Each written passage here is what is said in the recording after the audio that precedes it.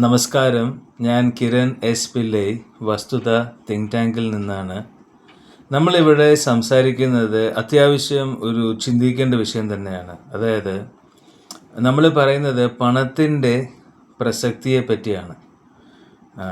ശരിക്കും ഞാൻ ഒന്നും കൂടെ പറഞ്ഞു കഴിഞ്ഞാൽ, പണം അതിൻ്റെ പ്രസക്തി എവിടെ നഷ്ടപ്പെടുന്നു എന്നുള്ളൊരു കാര്യത്തെ പറ്റിയിട്ടാണ് നമ്മളിവിടെ ചിന്തിക്കുന്നത്.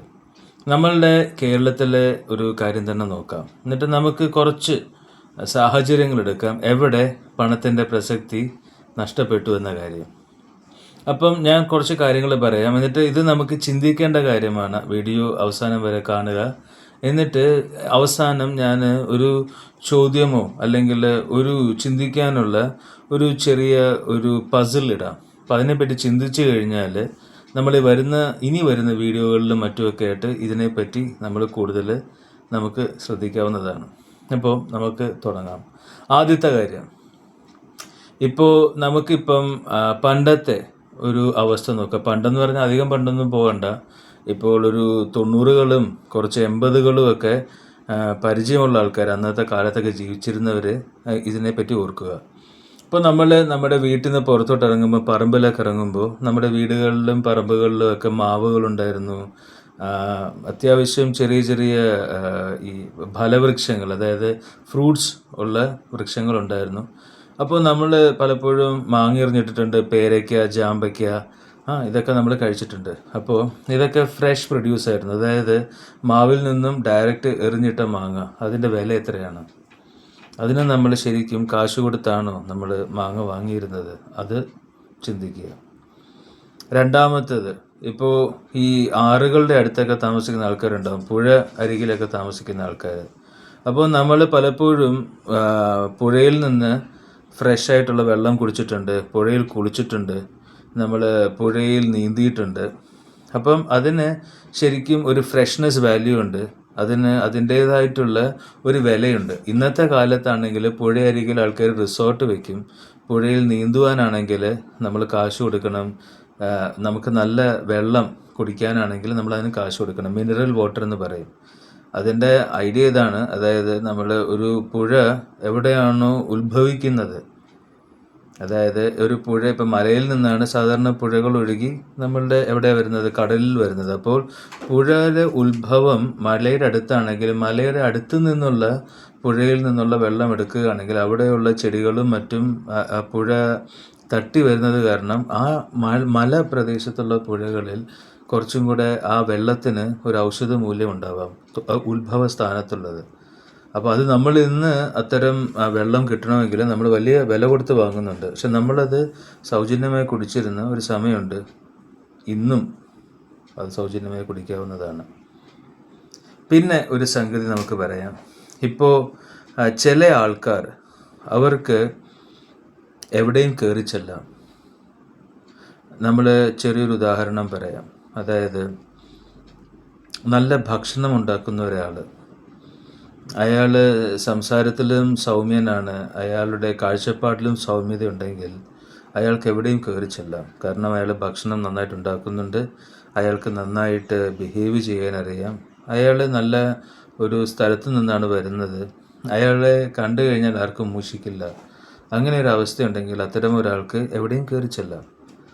രണ്ടാമത്, ഒരു നല്ല സ്കൂൾ അധ്യാപകൻ, അദ്ദേഹത്തിനും എവിടെയും കയറി ചെല്ലാം. കാരണം ഏറ്റവും വലിയ പണക്കാരിരിക്കുന്ന മുറിയാണെങ്കിലും, ഏറ്റവും വലിയ മുതലാളിമാരിരിക്കുന്ന മുറിയാണെങ്കിലും, ഒരു സ്കൂൾ അധ്യാപകന് എവിടെയും കയറി ചെല്ലാം, എവിടെയും സംസാരിക്കാൻ ഉള്ള അധികാരവുമുണ്ട്. അത് അദ്ദേഹത്തിൻ്റെ ആ ഒരു പേഴ്സോണ, അദ്ദേഹത്തിൻ്റെ ഒരു കരിയർ, അദ്ദേഹത്തിൻ്റെ ഒരു ക്വാളിറ്റി കാരണം കിട്ടിയ ഒരു ആക്സസ്സാണ്. അപ്പോൾ ഈ ഒരു ആക്സസ് അദ്ദേഹം കാശ് കൊടുത്ത് വാങ്ങിയതാണോ? അതിന് എക്കണോമിക് വാല്യൂ ഉണ്ടോ? ഒരു അധ്യാപകനോ, ഒരു നന്നായി ഭക്ഷണം വയ്ക്കാൻ പറ്റുന്ന ഒരു സൗമ്യനായ മനുഷ്യനോ, ഒരു വലിയ മുതലാളിയുടെ അടുത്ത് പോലും ആക്സസ് ഉണ്ട്. ഇത് എക്കണോമിക് എക്സ്ചേഞ്ച് ചെയ്യാൻ പറ്റുന്ന, കറൻസി വെച്ച് ഡീൽ ചെയ്യാൻ പറ്റുന്നൊരു കാര്യമാണോ? ഒരു കാര്യം കൂടെ ചോദിക്കാം. ഇന്ന് നമ്മളിൽ പലരും തെറപ്പി എടുക്കുന്നുണ്ട്. അതായത് സൈക്കോളജിസ്റ്റുകളുടെ അടുത്ത് പോകണം, കൗൺസിലിങ്ങിന് പോകണം, അങ്ങനെ പല സ്ഥലങ്ങളിലും നമ്മൾ പോകാറുണ്ട്. അപ്പോൾ നമ്മൾ കൗൺസിലിങ്ങിനൊക്കെ ഇപ്പം 1 മണിക്കൂറിന് എത്രയാണ് റേറ്റ്സ് എന്നുള്ളത് നമുക്കറിയാം. അത് എത്ര ഇപ്പം 1000 രൂപയിൽ തുടങ്ങി അതിന് ഒരു ക്യാപ്പില്ല. അതായത് അത് എത്ര വേണമെങ്കിലും കൊടുക്കാം. മണിക്കൂറിന് എത്ര രൂപ വേണമെങ്കിലും വാങ്ങുന്ന സൈക്കോളജിസ്റ്റുകളും തെറപ്പിസ്റ്റുകളും കൗൺസിലേഴ്സും ഉണ്ട്. ഒരു 15 വർഷം മുമ്പ് വരെ നമ്മുടെ വീട്ടിലുണ്ടായിരുന്ന മുതിർന്നവർ, അല്ലെങ്കിൽ നമ്മളുടെയൊക്കെ ഗ്രാമങ്ങളിലോ അല്ലെങ്കിൽ നമ്മുടെ ചെറിയ നഗരങ്ങളിലോ ഒക്കെ ഉണ്ടായിരുന്ന ചില ടീച്ചർമാരോ ചില മുത്തശ്ശിമാരോ അല്ലെങ്കിൽ ചില മുത്തച്ഛന്മാരോ അല്ലെങ്കിൽ കുറച്ച് പ്രായമായിട്ടുള്ള കുറച്ച് അറിവും മറ്റുമൊക്കെയുള്ള ഒരാളുടെ അടുത്ത് നമ്മൾ പോവുകയാണെങ്കിൽ നമ്മൾ തെറപ്പി എന്ന് തന്നെ വിളിച്ചിരുന്നില്ല. അദ്ദേഹം ചിലപ്പോൾ അമ്പലമുറ്റത്തോ അല്ലെങ്കിൽ പള്ളിമുറ്റത്തോ അല്ലെങ്കിൽ ഏതെങ്കിലും ഒരു മൈതാനത്തോ അല്ലെങ്കിൽ എവിടെയെങ്കിലുമൊക്കെ നടക്കാനിറങ്ങുമ്പോൾ കൂടെ നടക്കുകയോ, അല്ലെങ്കിൽ ഒരു റിട്ടയേർഡ് സ്കൂൾ മാഷായിരിക്കാം, ഒരു 15 കാര്യങ്ങൾ ചോദിക്കും, 2-3 കാര്യങ്ങൾ പറയും, ഇങ്ങനെ ചെയ്യും അങ്ങനെ ചെയ്യുമെന്ന് പറയും.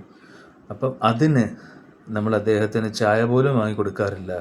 ചായ വാങ്ങിക്കൊടുക്കാൻ പറ്റില്ല, കാശ് കൊടുക്കാൻ പറ്റില്ല. കാരണം ഇതൊന്നും അങ്ങനെ കാശ് കൊടുത്ത് വാങ്ങുന്നൊരു കാര്യമായിരുന്നില്ല.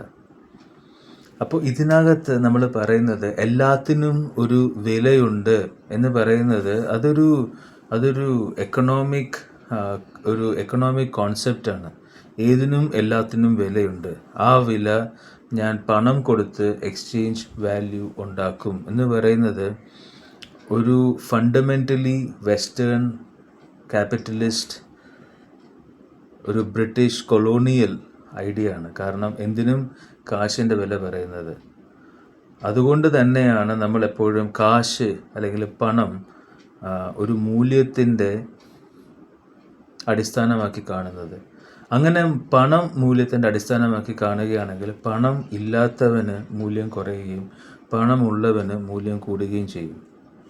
അങ്ങനെ വരുമ്പോൾ പണമില്ലാത്തവൻ്റെ മറ്റ് ക്വാളിറ്റീസ്, ചിലപ്പോൾ അറിവായിരിക്കാം, സ്നേഹമായിരിക്കാം, അല്ലെങ്കിൽ അയാൾക്കുള്ള ടാലൻറ്റുകളായിരിക്കാം, അതിനുള്ള മൂല്യം കുറയുമോ? Economics and exchange of monetary value, ഇതാണോ ശരിയായിട്ടുള്ള മൂല്യം? Is economics really worth it? ഇതാണ് ഇന്നത്തെ ചോദ്യം. ഞാൻ കിരൺ എസ് പിള്ളൈ, വസ്തുത തിങ്ക് ടാങ്കിൽ നിന്നും. നമസ്കാരം.